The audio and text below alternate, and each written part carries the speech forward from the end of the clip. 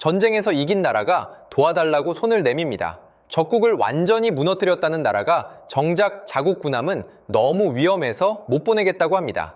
그러면서 지금 이 순간 관세 전쟁을 벌이고 있는 바로 그 나라, 중국에게까지 미국 편에 서서 군함을 보내라고 했습니다. 승자가 패자에게 구걸하고 적에게 동맹을 요청하는 이 기묘한 장면. 이것이 지금 세계가 움직이는 방식입니다. 그리고 그 청구서 한 장이 지금 조용히 한국 앞에 놓여 있습니다.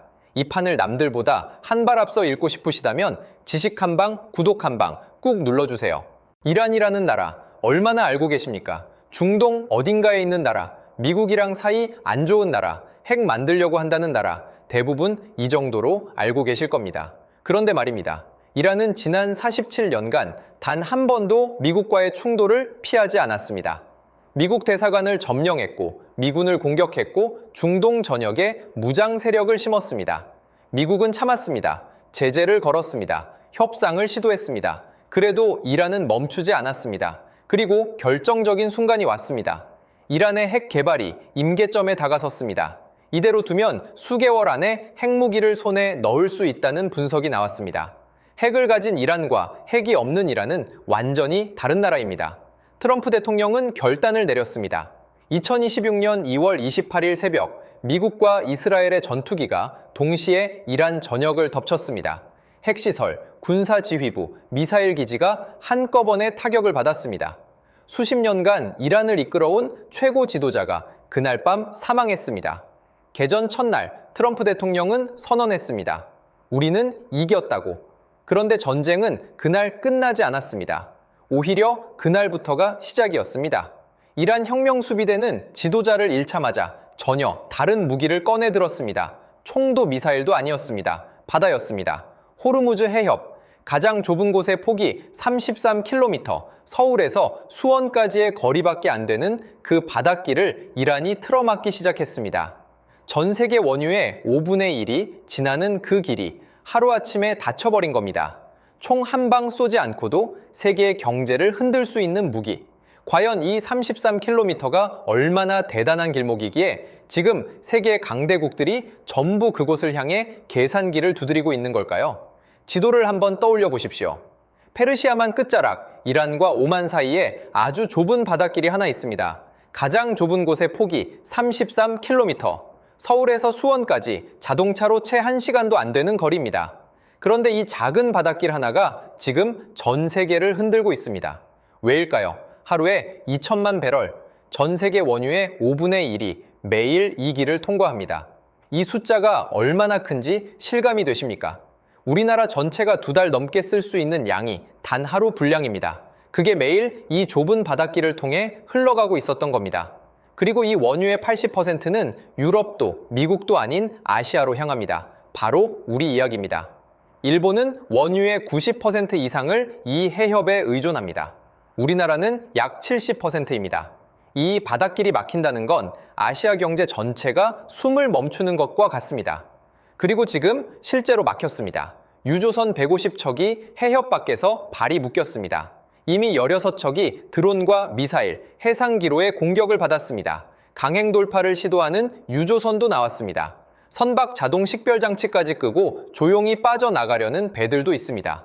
이게 남의 나라 얘기가 아닙니다. 우리나라 정유사들의 원유 재고가 지금 4, 5주분밖에 남지 않았습니다. 마지막으로 해협을 통과한 유조선이 3월 말 한국에 도착하면 그 다음 배는 기약이 없습니다. 석유화학 업체들은 이미 움직이기 시작했습니다. 롯데케미칼, LG화학, 한화솔루션. 우리가 익히 아는 이름들이 줄줄이 공급 불가항력을 선언했습니다. 플라스틱, 합성섬유, 전자제품. 우리 일상 속 거의 모든 것의 원재료가 멈춰서고 있는 겁니다. 정부도 가만히 있지 않았습니다. 29년 만에 석유 최고 가격제를 꺼내 들었습니다. 마지막으로 이 카드를 썼던 게 IMF 시절이었습니다. 그 시절 기억하시는 분들은 아실 겁니다. 이게 얼마나 비상한 상황인지를. 그런데 이 위기 속에서 전혀 다른 표정을 짓고 있는 나라들이 있습니다.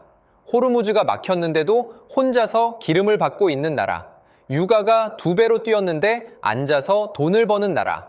그리고 이 혼란 속에서 동맹국들에게 청구서를 내미는 나라.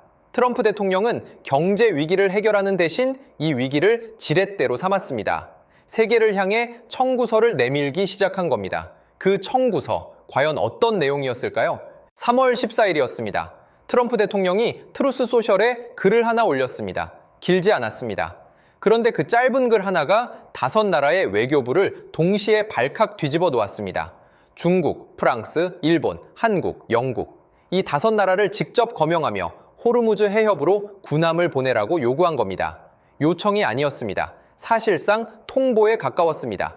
여기서 한 가지 이상한 점이 있습니다. 트럼프는 이미 이란의 군사 역량을 100% 파괴했다고 선언한 상태였습니다. 이겼다고 했습니다. 그런데 왜 다른 나라 군함이 필요한 걸까요? 답은 간단합니다. 실제로 미 해군은 이란의 대함 미사일 사정거리 밖 아라비아해에만 머물고 있었습니다. 트럼프가 직접 장담했던 유조선 호위 작전, 그게 아직 시작조차 못한 상태였습니다. 쉽게 말하면 자국 군함도 못 들어가는 바다에 동맹국을 먼저 밀어넣겠다는 계산이었습니다. 그뿐만이 아닙니다. 트럼프의 핵심 지지층은 해외 전쟁 개입을 극도로 싫어합니다. 미군 희생자가 한 명이라도 나오면 지지율이 흔들립니다. 다른 나라 군함이 앞줄에 서 있으면 미군은 안전하게 뒤에 있을 수 있습니다. 그리고 여기서 가장 흥미로운 이름이 하나 등장합니다. 바로 중국입니다. 지금 미국과 관세 전쟁을 벌이고 있는 그 중국이 저 리스트에 버젓이 올라가 있는 겁니다. 적에게 동맹을 요청한 겁니다. 도대체 트럼프는 왜 중국을 저 리스트에 넣은 걸까요? 단순한 실수였을까요? 아니면 그 안에 훨씬 더 정교한 계산이 숨어 있는 걸까요? 잠깐 생각해 보십시오. 지금 미국과 중국은 관세 전쟁 중입니다. 서로 수십 %의 관세 폭탄을 주고받으며 전 세계 경제를 흔들어 놓고 있는 두 나라입니다. 그런데 트럼프가 바로 그 중국에게 같이 군함을 보내자고 했습니다. 이게 단순한 실수일까요? 아닙니다. 트럼프는 영국 파이낸셜 타임스 인터뷰에서 직접 말했습니다. 중국은 원유의 50%를 호르무즈로 수입한다. 그러니 당연히 도와야 한다고 했습니다. 그러면서 시진핑과의 정상회담마저 연기 카드로 꺼냈습니다. 중국이 파병 여부를 결정하기 전까지는 만나러 가지 않겠다는 압박이었습니다. 이 요청 안에 덫이 있습니다. 그것도 세 겹의 덫입니다. 첫 번째 덫입니다. 중국이 파병에 응하는 순간 미국 주도 다국적 군사연합의 일원이 됩니다.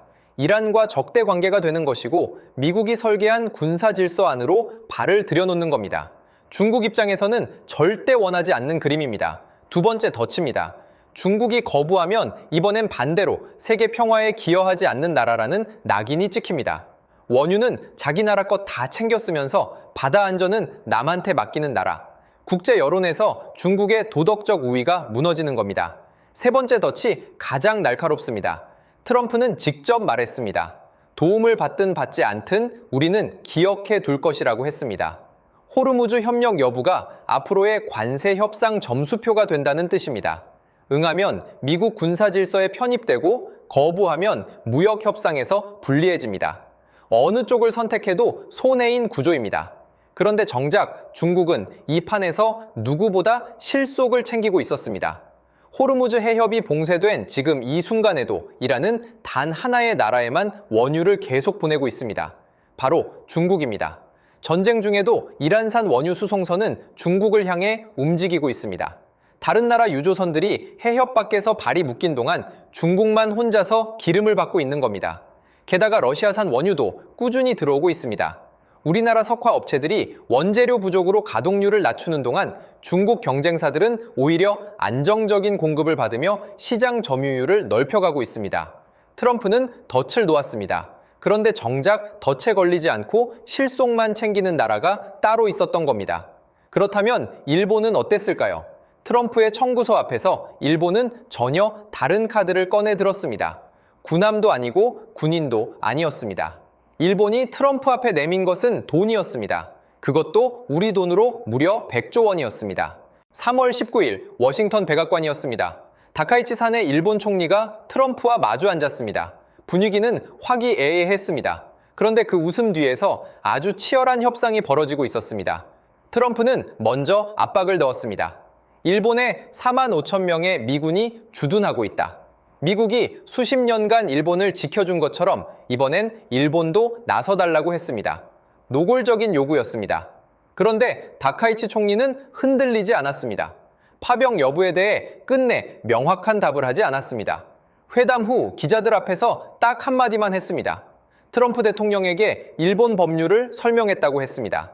평화헌법이었습니다. 전쟁을 금지한 그 헌법을 방패로 내세운 겁니다. 자위대는 전투 지역에 보낼 수 없다, 법이 막고 있다는 논리였습니다. 그런데 일본은 빈손으로 온 게 아니었습니다. 법률이라는 방패 뒤에 전혀 다른 카드를 숨겨두고 있었습니다. 약 730억 달러, 우리 돈으로 100조 원에 달하는 대미 투자 프로젝트였습니다. 소형 모듈 원자로 천연가스 발전, 에너지 협력을 한데 묶어서 내민 겁니다. 100조 원이 얼마나 큰 돈인지 실감이 되십니까? 우리나라에서 가장 비싼 건물 롯데월드타워를 짓는데 약 4조 원이 들었습니다. 그걸 25개를 지어도 남는 돈입니다. 일본은 그 돈을 트럼프 앞에 내밀었습니다. 트럼프는 그걸 받아들었습니다. 직접적인 파병 압박 수위는 낮아졌고 일본은 동맹 기여를 인정받았습니다. 법률이라는 방패, 그리고 100조 원이라는 완충제. 일본은 이 두 가지를 동시에 들고 트럼프의 청구서를 막아낸 겁니다. 이 장면을 보면서 자연스럽게 한 가지 질문이 떠오릅니다. 그렇다면 한국은 어떨까요? 한국에는 평화헌법도 없습니다. 100조 원 투자 카드도 없습니다. 게다가 원유 의존도는 일본보다 낮은데 파병 압박은 오히려 더 세게 받고 있습니다. 도대체 왜 한국만 이런 상황에 놓인 걸까요? 숫자가 그 답을 말해주고 있었습니다. 숫자 3개를 보여드리겠습니다. 일본 90% 이상, 한국 70%, 중국 50%, 호르무즈 해협을 통한 중동 원유 의존도입니다. 셋 중에 한국이 가운데입니다. 그런데 파병 압박은 한국이 가장 세게 받고 있습니다. 이상하지 않습니까? 여기에 한국만의 독특한 딜레마가 있습니다. 첫 번째, 불편한 진실입니다. 트럼프는 원유 의존도 외에 또 하나의 기준을 들이밀었습니다. 바로 주한미군입니다. 미국이 수십 년간 지켜준 나라들이 파병에 열의를 보이지 않는다고 했습니다. 사실상 한국을 직접 겨냥한 발언이었습니다. 그런데 트럼프는 한국의 4만 5천 명의 미군이 주둔하고 있다고 말했습니다. 실제 주한미군은 2만 8천여 명입니다. 숫자가 틀렸습니다. 그런데 그 틀린 숫자로 한국을 압박한 겁니다. 두 번째, 불편한 진실입니다. 일본은 평화헌법이라는 방패가 있었습니다. 한국에는 그 방패가 없습니다. 파병을 거부할 법적 근거를 내세우기가 훨씬 까다롭습니다. 세 번째, 불편한 진실이 가장 뼈 아픕니다. 3월 19일 영국, 프랑스, 독일, 이탈리아, 네덜란드, 일본, 캐나다 이 7나라가 공동 성명을 냈습니다. 호르무즈 봉쇄를 강력히 규탄한다는 내용이었습니다. 그런데 트럼프가 직접 거명한 나라 중에 한국만 그 성명에 빠졌습니다. 파병도 안 하고 성명도 안 낸 나라, 그 자리가 한국이었습니다. 성명 참여는 실제 파병과 다릅니다. 군함을 보내는 것도 아니고 우리 군인이 위험에 처하는 것도 아닙니다. 비용이 거의 없는 외교적 제스처입니다. 그런데 그 작은 제스처조차 하지 않은 겁니다. 외교 전문가들은 이렇게 말합니다. 전략적 모호성이 자칫 전략적 고립으로 이어질 수 있다고 했습니다. 침묵이 중립이 아닐 수 있다는 경고였습니다. 그렇다면 정작 한국 국민들은 이 상황을 어떻게 보고 있을까요? 흥미롭게도 세대마다 전혀 다른 답을 내놓고 있었습니다. 3월 19일 긴급 여론조사 결과가 나왔습니다. 호르무즈 해협 파병에 대해 어떻게 생각하느냐는 질문이었습니다. 결과는 명확했습니다. 반대가 60%, 찬성이 34%였습니다. 그런데 이 숫자보다 훨씬 더 흥미로운 게 따로 있었습니다. 세대별 온도 차이였습니다. 20대는 파병 찬성이 48%였습니다. 30대는 46%였습니다. 젊은 세대일수록 파병에 상대적으로 열려 있었습니다. 반면 40대는 66%가 반대였습니다. 50대는 무려 74%가 반대였습니다. 60대도 64%가 반대였습니다. 왜 이런 차이가 생기는 걸까요? 젊은 세대는 이 문제를 동맹과 국제 질서의 논리로 봅니다. 미국과의 관계, 에너지 안보, 국제 무대에서의 역할, 이런 키워드로 접근합니다. 파병이 곧 국익이 될 수 있다는 계산입니다. 반면 40대 이상은 다릅니다. 파병이라는 단어 자체가 주는 무게가 다릅니다. 누군가의 아들이, 남편이, 아버지가 위험한 바다로 가는 문제입니다. 그것도 미국이 시작한 전쟁의 뒤처리를 위해서 말입니다. 미 해군조차 너무 위험하다며 들어가지 못하고 있는 그 바다입니다. 이란이 5,000발 이상의 기뢰를 보유하고 있다는 얘기도 나옵니다. 전쟁이 끝나더라도 기로에 하나를 제거하는데 하루 한두 개가 고작이라고 합니다. 수십 척이 달라붙어도 몇 달에서 길면 1년 이상이 걸릴 수 있는 바다입니다. 본능적으로 거부감이 드는 게 당연합니다. 감정과 별개로 현실은 냉정합니다. 한국이 아무 말도 하지 않는 동안 세계는 움직이고 있었습니다. 영국, 프랑스, 일본은 저마다의 방식으로 트럼프의 청구서에 응답했습니다. 한국만 아직 답을 보내지 않은 상태였습니다. 그런데 말입니다. 한국이 정말 아무것도 안 하고 있었던 걸까요?